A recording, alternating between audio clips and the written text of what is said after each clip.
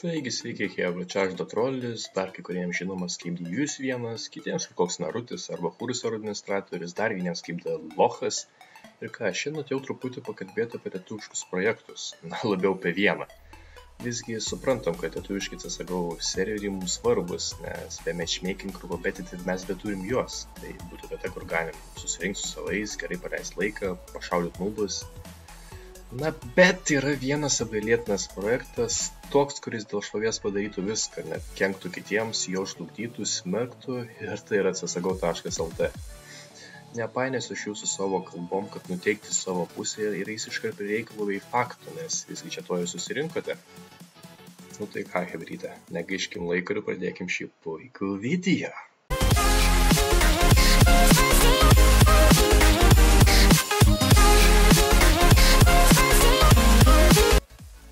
csgo.lt žinomas visoje Lietuvoje projektas, turintis gan švarę reputaciją bei populiarią fanbase.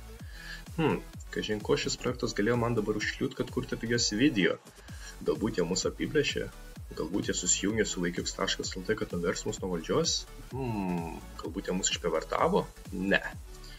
Šitie debilai padarė kažką baisiau, tai kas žemą ir smerktina, bei nepatartina daryti niekam, kas turi bent kažkiek savigarbos.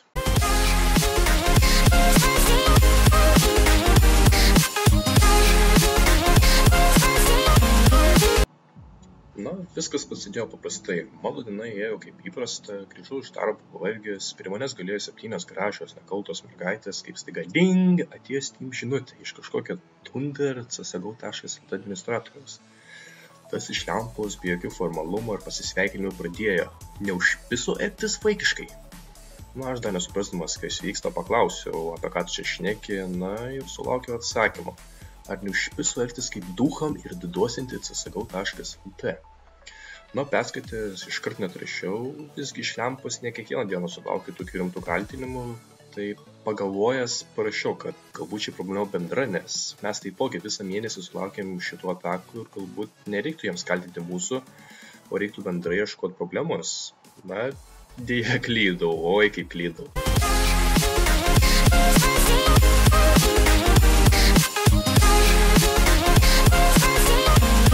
Kaip ir minėjau prieš tai, mes taipogi visą mėnesį sulaukdavom DDoS atakų, kurios smarkiai trukdė mūsų žaidėjams džiaugtis mūsų serveriais. Žinoma, kadangi mūsų projektas vieningas, tuo metu, kol tarkim mūsų DDoSina, mes tiesiog žaidžiam kokį matchmaking ar ką nors veikiam kitką, po to sugrįžtame žaidžiam lyg niekur nieko. Bet kaip viskas besisuktų, mes niekad nežinojom, kas gali mūsų DDoSinti ar mums pakenkti, nes visgi mes į kitus projektus nosies nelabai ir kišdavom iš tikrųjų, nebent kartais laikiuksą naidom vaikus paerzinti ir tiek. Tai iš gautos Thunder žinutės man iš karto pradėjo kilti tarimai, ar tai negalėtų būti jų darbas, visgi jie patys rašo, mus kaltina ir gąsdina bei grasina. Tai parašiau kelias papildomas jam žinutės prašydamas įrodymų, ir ką galvoju atsilaukiau.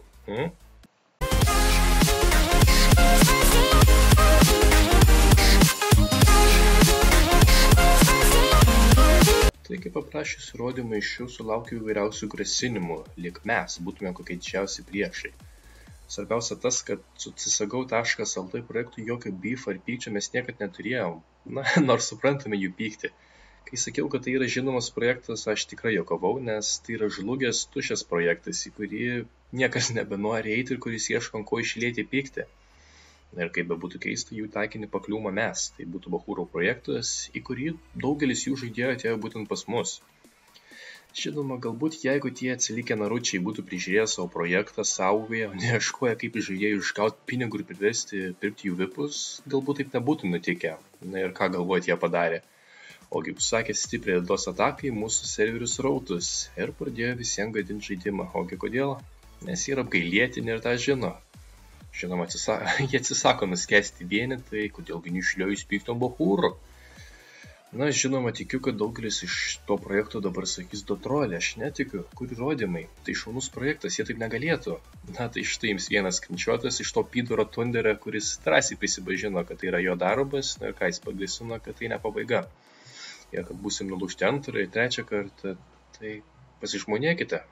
Kol kas tikiuosi užteks jums tokių įrodymų apie jūsų profesionalaus administratorio darbą. Tai va.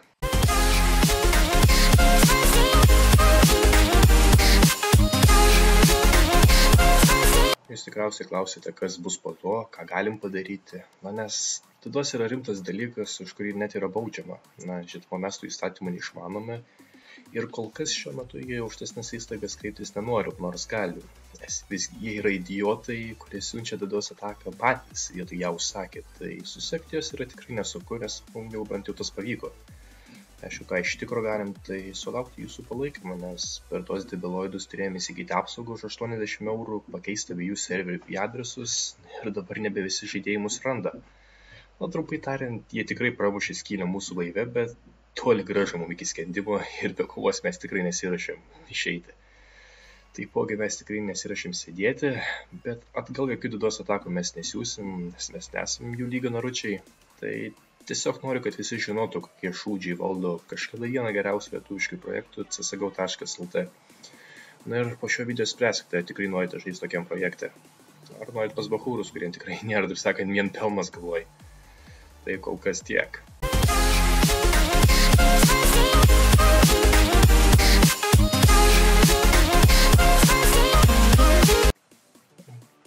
Tikiuosi po šio video turėsit šiokį tokį supratimą apie bachūrų servų situaciją, bei lepšį pavadinimu csgo.lt.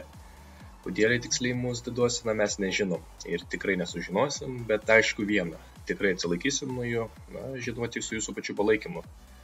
Naujus IP adresus paliksiu video apraše, tai jeigu tikrai norite bent kažkiek padėti bachūrom, įsaukite savo tos IP adresus favorit sąraše bei perduokite draugams, nes tikrai reikalingas jūsų palaikymas, kad visi žinotų, kad mes tikrai nepražuvome, tik persikeliam. Ir taipogi primenu, kad už geros savaitės ar 10 dienų vyks didysis šių metų bachūro eventas, tai prižadu, kad tie lepšiai mums nesutrukdys. Daugiau žinių žinoma laukite bachūro forume, nes prizų bus, linksmybių bus, daug užduočių bus. O naručių iš csgo.lt nebus. Tai kol kas tiek, dėkui, kad žiūrėjot ir geros dienos.